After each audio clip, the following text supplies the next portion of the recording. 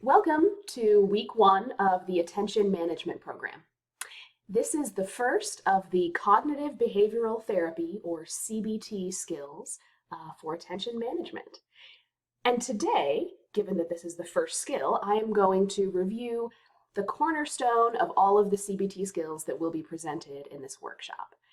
And that cornerstone is establishing an organizational system, which includes a calendar and to-do lists. But before I go any farther, let me just say, if the mere mention of a calendar, to-do list, or whole system of organization causes you stress or frustration, you are not alone. And that reaction is quite normal. Whatever has brought you to this workshop, whether it's difficulty with executive functioning due to ADHD or something else, will likely make keeping up with a calendar system uniquely difficult.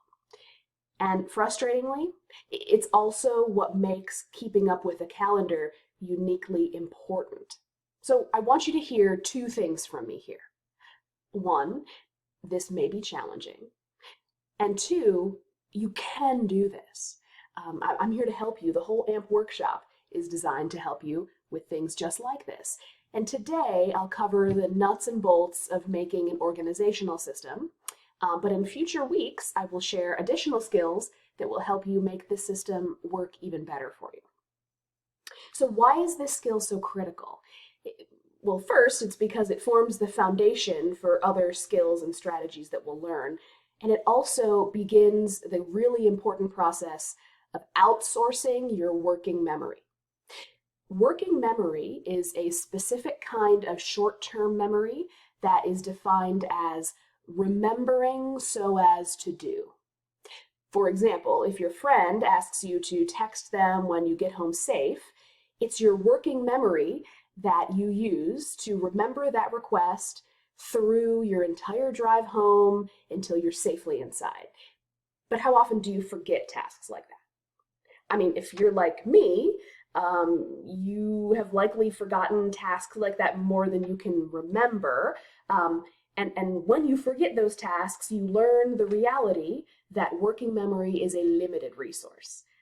It's even more limited if you have ADHD, anxiety, depression, or if you're under significant stress, or when you're fatigued. Keeping a calendar and these to-do lists outsources some of that working memory, and it frees your brain up, not just figuratively, but literally, to focus on other things. So now you know why it's important. Let's dive into how to do it. So for the organizational system, there's really two skills here. The first is establishing a calendar and task list system, and the second is spending time with it every day. So to start with the calendar system, I'm going to share my screen here.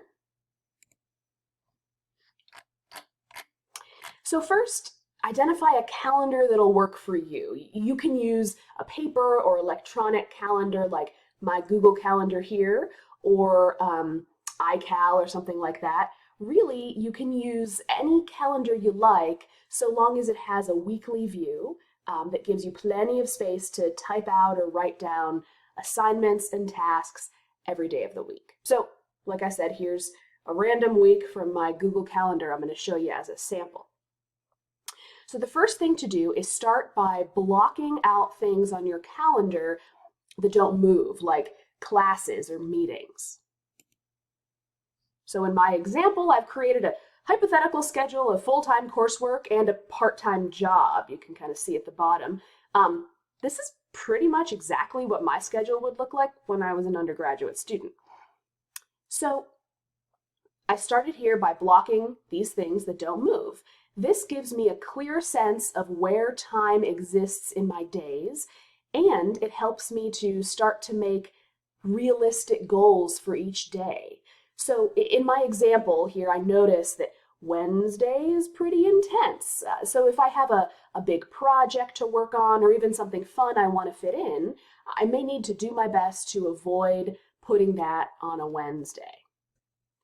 So the next step is to block things that I need to do. Like for me, that would be chores and taking care of my dog. So I'll add those in here. And you'll notice that I added every day a daily calendar check. It's just like 15 minutes or 20 minutes at the end of my day, but that 15 or 20 minutes is an important thing to schedule because it's time spent making a game plan for the next day. All right, so I'm going to continue here adding things that I need to do until I really get everything in there. For example, with this many classes, you can imagine I'll need plenty of dedicated homework time throughout the week. And so you'll also notice in my example I included, I've got an exam day on that Friday. So I'll need to dedicate time for studying. So here's how I plugged that in. Purple for homework and some studying time here and there. And now that I've got all these things in that I need to do, I can add in other things that are important to me, yet feel easier to move around, like self-care, fun activities. A couple of fun meetings, and self-care here. So, a couple important notes about making a calendar in this way. The first is don't forget fun. I have whole calendars dedicated to fun. It's actually a really important thing to schedule into your time. And also, white space is important too. You know, you may have heard famous accounts of people like Michael Phelps who plan their schedule out all day long in 15-minute intervals. And if that's what works for you, do it. What I find works best for me and for most of the folks who've completed AMP in the past is to leave yourself some intentional blank spaces. And when those times arrive, just let yourself be. Let your mind wander and have some free time. The goal of scheduling a week like this is to help us see where our time goes, not to make every minute productive. That isn't possible. It's impossible. And if you aim for that, you're likely to be disappointed. The second thing is these blocks can really keep us accountable. For example, if I decide to, let's say, sleep in on a Tuesday morning, that's my choice and it's totally fine. All it means is that other things need to move. So let's say I sleep in through this whole 3 hours that I needed for my bio lab. So that means that, those 3 hours would need to move. So let's say I put it down here after my lunch break, which is fine. But then you'll notice that this study block and that homework block need to move. Maybe I end up with one of them, here, and the other squeezed in between classes. So if you move things, I encourage you to go ahead and do what I'm doing here, to move the entire block as you do. And then that way you can see what you're setting yourself up for in coming days. Tuesday morning, Sarah might really appreciate the extra sleep, but Wednesday at 9 p.m., Sarah might not feel the same. So this is part one of getting the calendar organized, and part two is creating useful to-do lists. So to think about creating to-do lists, what we're going to do is create two different types of to-do lists. There's the master to-do list and then daily to-do lists. For the master list, carry a journal or notebook around with you all the time to write down the tasks, meetings, or things that need to be added to your calendar. You can also do this with any app that you like. There are so many good ones out there. The basic idea is this. Whenever you say yes to something, big, small, or in between, write it down on that list. Even if you think you'll remember it, give your working memory a break and just write it down.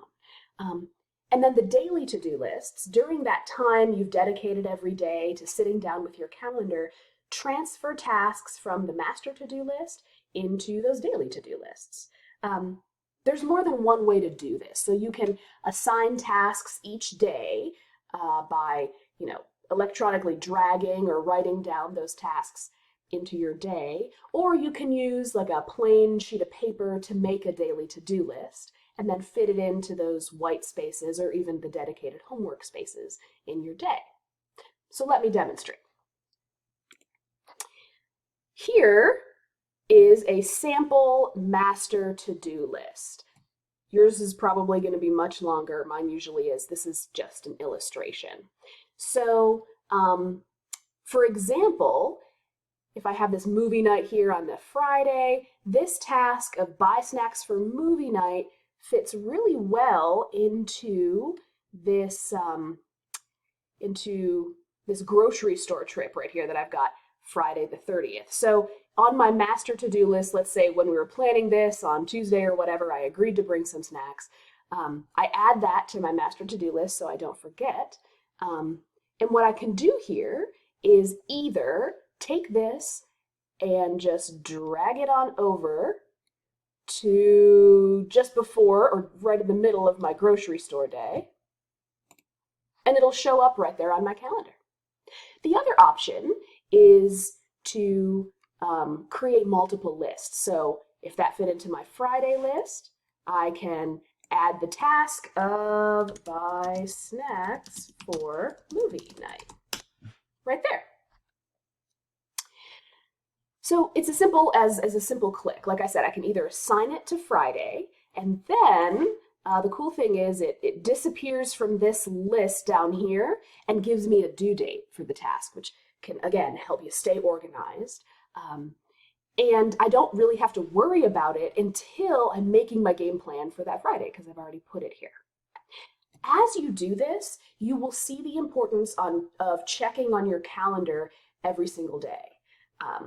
So next week, we will cover some more advanced organizational strategies to make this work better for you. In the meantime, remember the basics here, which is create a schedule like this that helps you see where your time goes, and then create a master to-do list and daily to-do lists, finding ways to be something to be a catchment for all of the tasks you have to do, and then separating it out day by day so it's doable and you get it done bit by bit. So here is your challenge should you choose to accept it. Choose a calendar system that you think might work for you, and use these strategies. I shared this to get it going, but use whatever strategies, calendar works best for you. And this is the big one, commit to using your chosen calendar system for the duration of this workshop. That's 4 weeks. This time commitment piece is important because you will inevitably forget about this. You'll fall off the wagon, struggle with it, and then find a way to get back on track. If you're like most of the folks who have participated in AMP in the past, you've already tried plenty of calendar systems and they've failed for one reason or another. So if you'd like this time to be different, commit now to sticking with your calendar for at least 4 weeks. And the other important commitment is to be imperfect. Give yourself permission to let go of perfection. You will not do this perfectly. None of us do this perfectly. You might, like I said, forget about the calendar for a bit, lose your to-do list, fall off track.